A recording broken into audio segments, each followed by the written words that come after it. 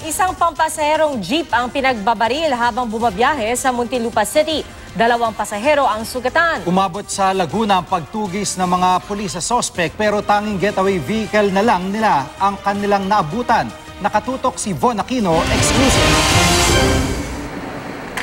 Nakahinto lang daw sa intersection ng pampasaherong jeep na ito ng pagbabarili ng di pa nakikilalang suspect. Ang 2 sakay nito sa Alabang Zapote Road, Muntinlupa City, alas 2 na madaling araw. Ayon sa saksi, hindi niya nakitang lumapit ang gunman sa jeep. Pagod na kami, biglang may pumutok. 2 beses, narinig ko 2. Tapos may isa pa huli, 3 na. Tapos nakabulagta na yung babae, tapos yung lalaki humingi na saklolo sa akin, sabi niya dalhin doon sa ospital. Dumaan daw muna ang jeep sa pinakamalapit na presinto. Saka itinakbo sa ospital ng Muntinlupa ang mga nabaril na sina Angeli Joy De Guia at Julius Merida.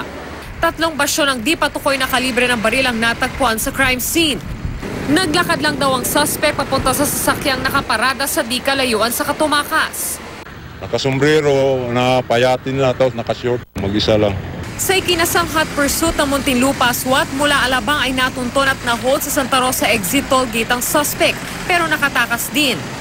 Pagdating sa Calamba, nadat na nilang abandonado ang kotse. Dito sa barangay kay Anlog, Calamba, Laguna, natagpuan ang sinasabing getaway vehicle ng suspect. Akala ng mga taga-barangay na aksidente lang daw ang sasakyan na sumadsad sa mataas na tambak ng lupa. Isang cellphone at papeles ng kotse na lang ang nakita nila sa loob. Bilang bahagi ng investigasyon, susuriin ng SOCO ang sasakyan. Von Aquino, nakatutok, 24 oras.